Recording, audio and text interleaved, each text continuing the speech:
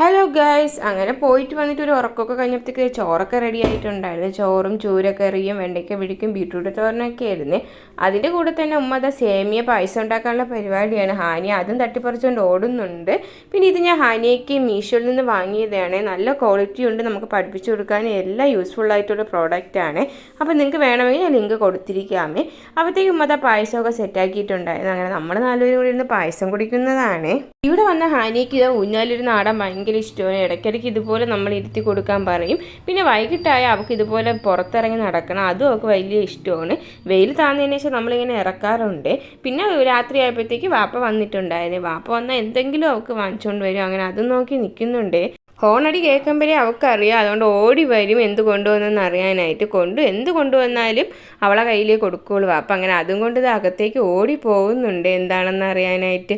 ഇന്ന് അവൾക്കൊരു ഐസ്ക്രീമാണേ വാങ്ങിക്കൊണ്ടുവന്നത്. നല്ല ടേസ്റ്റ് ഉണ്ടെന്ന് പറഞ്ഞ് കഴിക്കുന്നുണ്ട്. എക്സ്പ്രഷൻ കണ്ടില്ലേ. പിന്നെ രാത്രിയായപ്പോൾ മരിച്ചിനിയും പൊരിച്ച മീനും കരിവാടൊക്കെയും മുളിമുളകായിട്ടൊക്കെ കഴിച്ചേ.